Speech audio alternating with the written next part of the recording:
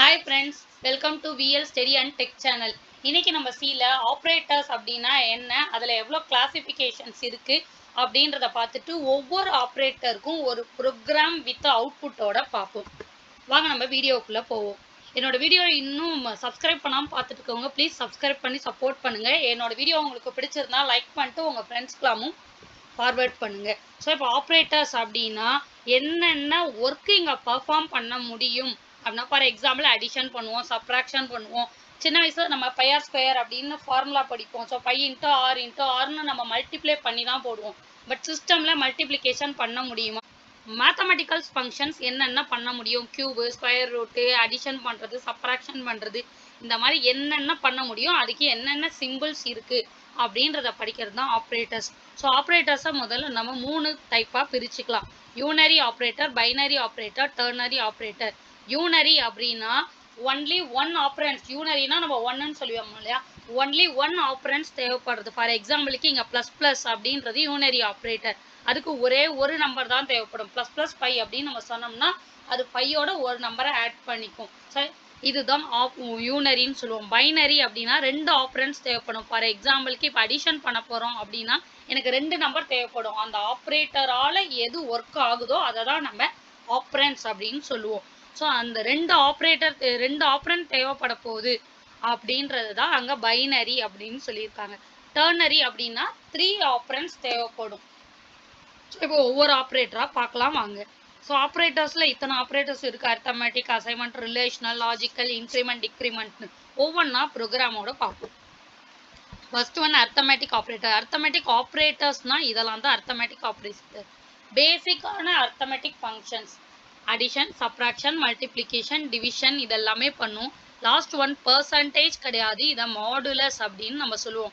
இப்போ டிவைட் பண்ணோம்னா கோஷியன்ட் வந்து எனக்கு டிவிஷனில் கிடைச்சிடும். ரிமைண்டர் வேணும்னா மாடுலஸ் அப்படின்னு யூஸ் பண்ணி வாங்கணும். ஃபார் எக்ஸாம்பிளுக்கு ஒரு ப்ரோக்ராம் ஒன்று பார்ப்போம். எக்ஸோட வேல்யூ 25, ஒய்யோட வேல்யூ 3 அப்படின்னு கொடுத்துருக்கேன். டபுள் கோட்ஸில் நம்ம என்ன கொடுத்தாலும் அது அப்படியே டிஸ்பிளே ஆகும்னு நம்ம படிச்சிருக்கோம். ஸோ அப்போ டபுள் கோட்ஸ் இல்லாமல் கொடுத்தோம்னா அதோட ஆன்சர் அப்படின்றதெல்லாம் படிச்சிருக்கோம் நம்ம. நீங்கள் அதெல்லாம் என்னோட போன வீடியோ லிஸ்ட்டில் இருக்குது. யாராவது பார்க்கணும் அப்படின்னா நான் கீழே டிஸ்கிரிப்ஷனில் லிங்க் கொடுக்குறேன், மேலே ஐ பட்டன்லேயும் கொடுக்குறேன். பார்த்து அதை பிரிண்ட் அப்னா எப்படி, அதோட ஃபார்மேட் என்ன அப்படின்றத பார்த்துக்கோங்க ஃப்ரெண்ட்ஸ். இப்போ டபுள் கோட்ஸில் நான் கொடுத்த அடிஷன் ரிசல்ட்ஸ் அது அப்படியே எனக்கு வரும். டபுள் கோட்ஸில் இல்லாமல் எக்ஸ் ப்ளஸ் ஒய் ரெண்டுத்தையும் ஆட் பண்ண ஆன்சர் என்ன அப்படின்னு பிரிண்ட் ஆகும். அதே தான் சப்ராக்ஷன் ரிசல்ட்ஸ் டபுள் கோட்ஸில் இருக்கிறத அப்படியே பிரிண்ட் ஆகும். டபுள் கோட்ஸில் இல்லாமல் இருக்கிற எக்ஸ் மைனஸ் ஒய்யோட ஆன்சர் பிரிண்ட் ஆகும். ஸோ இதே மாதிரி தான் மல்டிப்ளிகேஷன், டிவிஷன் பிரிண்ட் ஆகும். Last one modulus.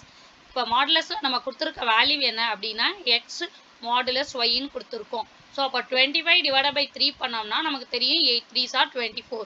பேலன்ஸ் 1 இருக்கும்ல, அந்த பேலன்ஸ் ரிமைண்டர் தான் எனக்கு மாடுலஸில் வந்திருக்கு. ஸோ இந்த ப்ரோக்ராம் நம்ம படிச்சிட்டோம்னா இப்போ கொஞ்சம் கொஞ்சமாக நம்ம ஓன் ப்ரோக்ராம் ட்ரை பண்ணணும் ஃப்ரெண்ட்ஸ். இப்போ நான் கொடுத்த இதே நம்பர் தான் கொடுக்கணும்னு அவசியம் இல்லை. நீங்கள் சின்னதாக நம்பர் கூட மாற்றி பார்க்கலாம். நம்பர் மாற்றி பார்க்கறதுலாம் ஒரு ஓன் ப்ரோக்ராமா அப்படின்னு கேட்கக்கூடாது. நம்ம வந்து சின்ன சின்ன ஸ்டெப் எடுத்து வைக்கணும், ஆனால் எல்லா லைனையும் புரிஞ்சுக்கிட்டு எடுத்து வைக்கணும். ஸோ இப்போ இதே ப்ரோக்ராமை ஃப்ளோட்டுக்கும் நம்ம ட்ரை பண்ணலாம். ஏன் பாயிண்ட் வச்ச நம்பர்லாம் ஆட் பண்ணக்கூடாதா? எப்போ பார்த்தாலும் அது இன்ட்டுக்கே தான் ஆட் பண்ணணுமா அப்படின்றத இப்போ பாயிண்ட் வச்சு உங்களுக்காக ஒரு நம்பர் நான் ட்ரை பண்ணியிருக்கேன். நீங்களும் அதே மாதிரி நிறையா சின்ன சின்னதாக ஓன் ப்ரோக்ராம் எழுதி பாருங்கள். டபுள் கோட்ஸில் நான் என்ன கொடுத்துருக்கணும் அப்படியே தான் கொடுக்கணுன்ற அவசியம் இல்லையே.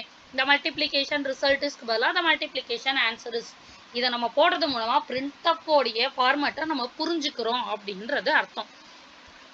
ஸோ இப்போ ஃப்ளோட்டில் பார்ப்போம். பாயிண்ட் வச்ச 2 நம்பர் நான் கொடுத்துருக்கேன், எக்ஸ்லையும் ஒய்லையும். இந்த அடிஷன் ரிசல்ட்ஸ் அப்போ பாயிண்ட் வச்ச இந்த 2 நம்பரையும் ஆட் பண்ணி எனக்கு ஆன்சர் டிஸ்பிளே ஆகும். ஸோ இதே தான் சப்ராக்ஷன், மல்டிப்ளிகேஷன், டிவிஷன். இந்த பாயிண்ட் வச்சு எழுதும்போது ஃப்ளோட்டில் நமக்கு மாடுலஸ் மட்டும் கிடையாது. ஏன்னா நம்ம படிச்சிருக்கோம் ரிமைண்டரில் இருக்கிறது தான் மாடுலஸில் வரும்னு. பாயிண்ட் வச்ச 2 நம்பரை நம்ம டிவைட் பண்ணும்போது அது ரேஷ்னல் நம்பரோ இர்ரேஷ்னல் நம்பரோ பாயிண்ட்டுக்கு அப்புறமே போயிட்டு இருக்கும். அதுக்கு ரிமைண்டர் கிடையாது, அதனால இங்கே மாடுலஸ் கிடையாது. ஒருவேளை நீங்கள் மாடுலஸ் ட்ரை பண்ணீங்கன்னா இல்லீகல் ஆப்ரேட்டர் அப்படின்னு எரர் வரும். ஸோ செகண்ட் ஒன் ரிலேஷனல் ஆப்ரேட்டருக்கு இன்னொரு பேர் கம்பாரிசன் ஆப்ரேட்டர். கம்பாரிசன்னா நம்ம எப்படி பண்ணுவோம், இவங்க பெரியவங்களா இவங்க சின்னவங்களா இதுதான் கம்பேர் பண்ணுவோம். ஸோ நம்பர்லையும் எனக்கு அதே தான் comparison operator. less than, greater than, less than or equal to, greater than or equal to, not equal to, equal to இதெல்லாம் நம்ம ரிலேஷனல் ஆப்ரேட்டர்ஸ் அப்படின்னு படிக்கிறோம். இப்போ உங்களுக்கு ஒரு சின்ன ஹிண்ட் ஒன்று கொடுக்குறேன். A equal to 5, A equal to 5. இது ரெண்டுத்துக்கும் என்ன டிஃப்ரென்ஸ் அப்படின்னா, ஏ ஈக்குவல் டு 5னா ஏவோட வேல்யூ 5 அப்படின்னு அர்த்தம். ஏ டபுள் ஈக்குவல் டு கொடுத்து 5 கொடுத்தோம்னா ஏ 5 தானா அப்படின்னு செக் பண்ணுறோம் கண்டிஷனில் அப்படின்னு அர்த்தம். ஸோ இப்போ இதுக்கு ஒரு எக்ஸாம்பிள் ப்ரோக்ராம் எழுதியிருக்கேன். எக்ஸோட வேல்யூ 5, ஒய்யோட வேல்யூ 3. நம்ம டபுள் கோட்ஸில் என்ன கொடுத்தாலும் அதை அப்படியே பிரிண்ட் பண்ண போகுது. இப்போ டபுள் கோட்ஸ் இல்லாமல் நான் கேட்குற ஆன்சர் எக்ஸ் கிரேட்டர் தேன் ஒய்யா அப்படின்னு கேட்குறேன். இந்த இடத்துல எக்ஸ் கிரேட்டராக தான் இருக்குது. ஸோ ட்ரூனா எனக்கு ஆன்சர் 1ன்னு பிரிண்ட் ஆகும். Second X is greater than R equal to ஒய்யான்னு கேட்குறோம். இதுவும் ட்ரூ. ஸோ எனக்கு இங்கேயும் 1 தான் பிரிண்ட் ஆகும். எக்ஸ் லெஸ் தேன் ஒய்யா அப்படின்னு செக் பண்ணும்போது இல்லை 5 வந்து லெஸ் தேன் 3 கிடையாது. ஸோ எனக்கு ஆன்சர் 0ன்னு பிரிண்ட் ஆகும். லாஜிக்கல் ஆப்ரேட்டர், இங்கே நம்ம கண்டிஷனை செக் பண்ணோம். ஒவ்வொரு கண்டிஷன் தனித்தனியாக தான் என்னால் செக் பண்ண முடிஞ்சுது. மோர் தேன் ஒன் கண்டிஷனை நான் கம்பைன் பண்ணி செக் பண்ணணும் அப்படின்னா லாஜிக்கல் ஆப்ரேட்டர் நம்ம யூஸ் பண்ணுவோம். ஸோ லாஜிக்கல் ஆப்ரேட்டரில் 3 ஆப்ரேட்டர்ஸ் இருக்குது. அண்டு, ஆறு, நாட்டு. பட் இந்த டபுள் ஆம்பரசன் கொடுத்தோம்னா அது பேர் அண்டு. அண்டுனா என்னன்னா, நான் கொடுக்குற போத் கண்டிஷனும் எனக்கு ட்ரூவாக இருக்கணும். ஃபார் எக்ஸாம்பிளுக்கு இப்போ ஃபீமேலுக்கு வந்து 1000 rupees கொடுக்குறேன் அப்படின்னு கவர்மெண்ட்லேருந்து ஒரு அனௌன்ஸ்மெண்ட் கொடுத்துருந்தாங்க இல்லையா.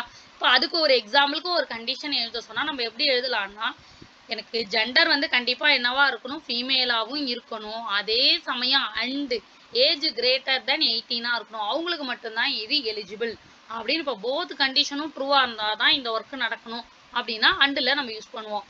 ஆர் இது வந்து பைப் சிம்பிள் அப்படின்னு சொல்லுவோம். ஷிஃப்ட்டை ப்ரெஸ் பண்ணிட்டு சிங்கிள் கோட்ஸ்க்கு மேலே இருக்கிற சிம்பிளை கொடுத்தீங்கன்னா இந்த சிம்பிள் வரும். இதை நம்ம ஆறுன்னு சொல்லுவோம், பைப் சிம்பிள்னு சொல்லுவோம். இப்போ ஆறுன்றதுக்கு மீனிங் என்ன, எய்தர் ட்ரூ ஆர் ஃபால்ஸ். ஒன்று எனக்கு இது ட்ரூவாக இருக்கணும், இல்லைனா ஃபால்ஸாக இருக்கணும். நாட்டுன்றது ஏ நாட் ஈக்குவல் டு 5. ஸோ இப்போ ஏ வந்து 5ஆக மட்டும் எனக்கு இருக்கக்கூடாது. ஸோ இது 3 தான் லாஜிக்கல் ஆப்ரேட்டர். அடுத்தது ஒன் அசைன்மெண்ட் ஆப்ரேட்டர்.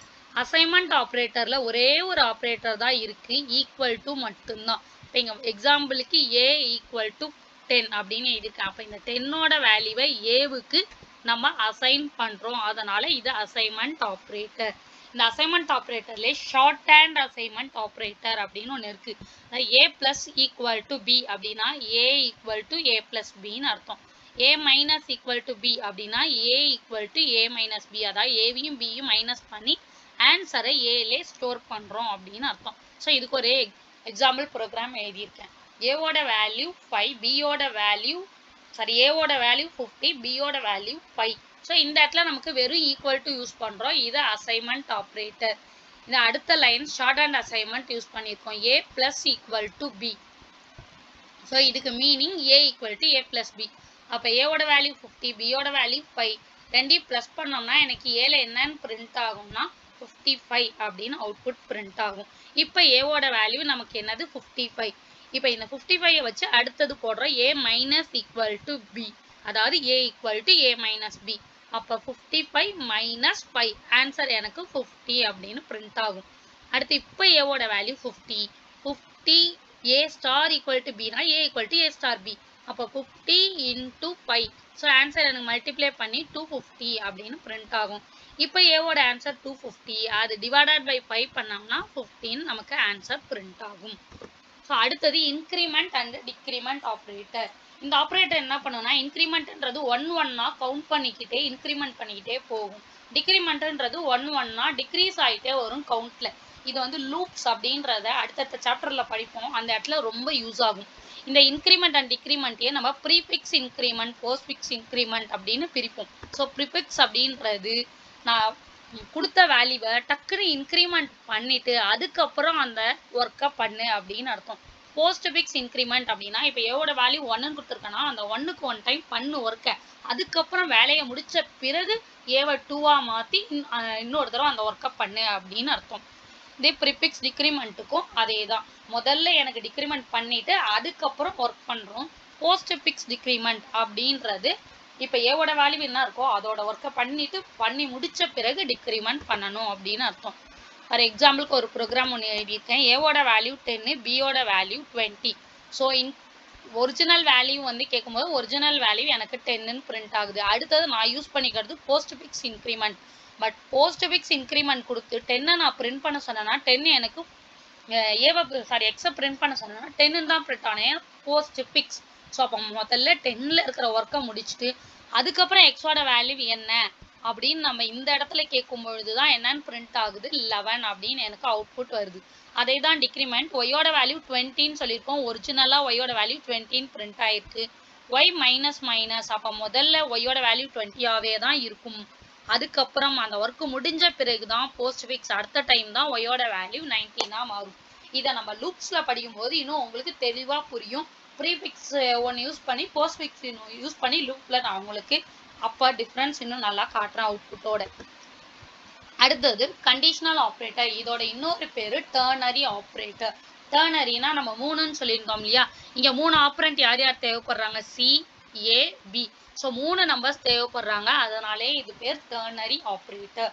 ஸோ இந்த ஆப்ரேட்டர்ஸில் 3 பார்ட்ஸாக இந்த ஆப்ரேட்டர்ஸை நம்ம பிரிக்கிறோம். கொஷின் மார்க் போட்டோம்னா அதுக்கு முன்னாடி இருக்கிறவரில் கண்டிஷன் அப்படின்றது சிஸ்டம்க்கு தெரியும். இந்த கண்டிஷன் ட்ரூவாக இருந்தால் எனக்கு கோலனுக்கு முன்னாடி இருக்கிறவரிலும் வேலை செய்யணும்.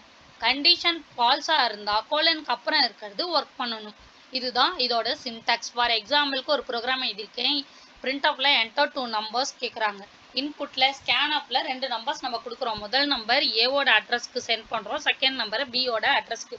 ஃபார் எக்ஸாம்பிளுக்கு இங்கே நான் இன்புட்டுக்கு ஏவுக்கு வந்து 10 கொடுத்துருக்கேன், பிக்கு வந்து 13 கொடுத்துருக்கேன். ஸோ இப்போதைக்கு சியை நம்ம மறந்துடுவோம். ஏ கிரேட்டர் தென் பி, ஏ பியை விட பெருசாக இருக்கான்னு கேட்குறாங்க. இருந்தால் ஏ தான் ஆன்சர். ட்ரூ பார்ட்டில் என்ன இருக்குது, ஏ தான் இருக்குது. ஸோ இல்லைன்னா ஃபால்ஸ் பார்ட்டில் என்ன இருக்குது, பி இருக்குது. ஸோ நம்பர் எடுத்துகிட்டு வந்து செக் பண்ணோம். 10 கிரேட்டர் தென் 30 அப்படின்னு பார்க்கும்போது இல்லை, ஃபால்ஸாக இருக்கிறதுனால ஃபால்ஸ் பார்ட்டுக்கு வரும். ஃபால்ஸ் பார்ட்டில் யார் இருக்கா, பி. ஸோ அப்போ பியோட ஆன்சர் 30. அதை தான் சிக்குள்ளே நம்ம என்ன பண்ணுறோம், சேவ் பண்ணுறோம். சேவ் பண்ணி த பிக்கஸ்ட் நம்பர் இஸ் அந்த சிக்குள்ளே இருக்கிற ஆன்சரை பிரிண்ட் பண்ணுறோம். இதே எக்ஸாம்பிளுக்கு நீங்கள் ஏவோட வேல்யூவை இப்போ கிரேட்டராக வச்சுக்கிட்டீங்க அப்படின்னா ஏ வந்து இந்த பார்ட் வந்து ட்ரூவாக இருக்கும். ட்ரூவாக இருக்கும்பொழுது ட்ரூவான பார்ட் வந்து ஏ தான், கோலனுக்கு முன்னாடி இருக்கிறது ஏ. அப்போ அது ஏ தான் பெரிய நம்பர்னு சொல்லிட்டு பிரிண்ட் பண்ணும். இதுதான் மொத்தமாக நமக்கு சியில் இருக்கிற ஆப்ரேட்டர்ஸ். இந்த வீடியோ உங்களுக்கு பிடிச்சிருக்கும் அப்படின்னு நினைக்கிறேன். இந்த வீடியோ உங்களுக்கு பிடிச்சிருந்ததுன்னா லைக் பண்ணிட்டு மறக்காமல் சப்ஸ்கிரைப் பண்ணுங்கள். உங்களோட ஃப்ரெண்ட்ஸுக்கெல்லாம் என்னுடைய வீடியோவை ஃபார்வர்ட் பண்ணி அவங்களையும் சப்போர்ட் பண்ண சொல்லுங்கள். தேங்க்யூ.